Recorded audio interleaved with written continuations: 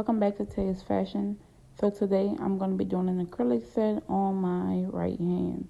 I did my other hand on my last video, so if you haven't watched it, go make sure to go check that video out.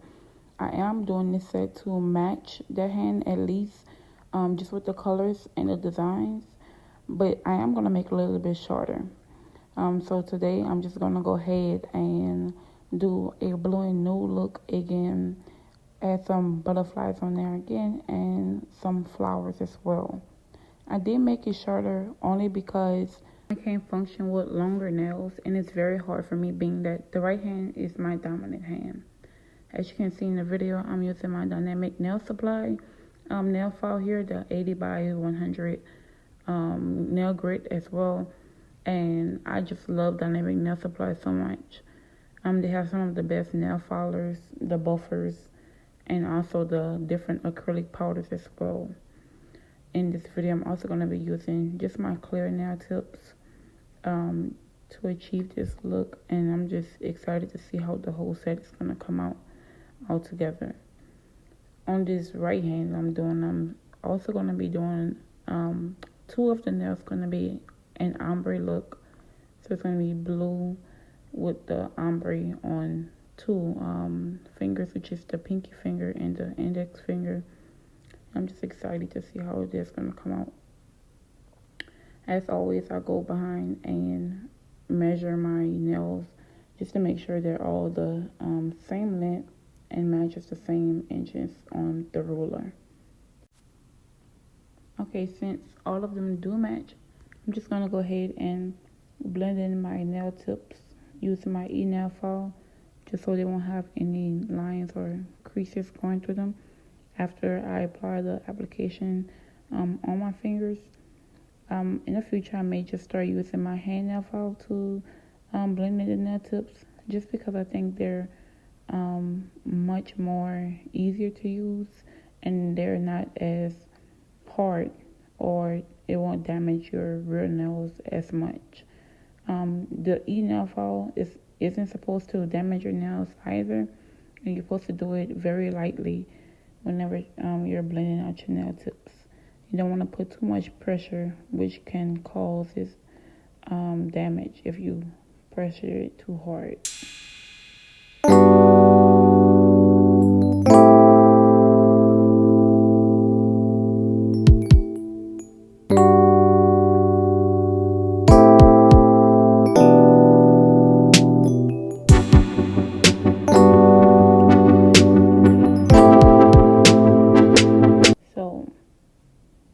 Now that we got all that together, just gonna go ahead and buff these out using my hand nail buffer. This just gets the extra shine off the nail tips, and I think personally it makes my application way more smoother.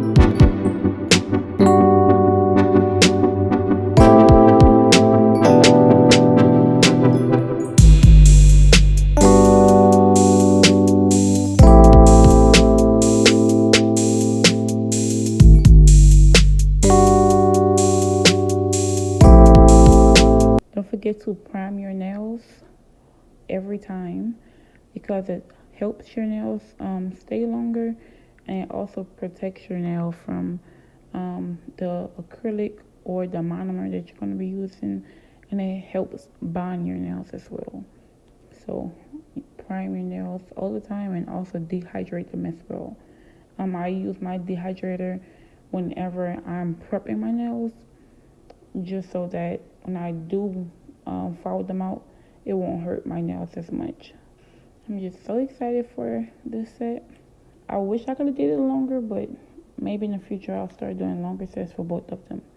This is the color that I'm going to be using to apply on my index finger and my pinky finger in order to do the ombre color.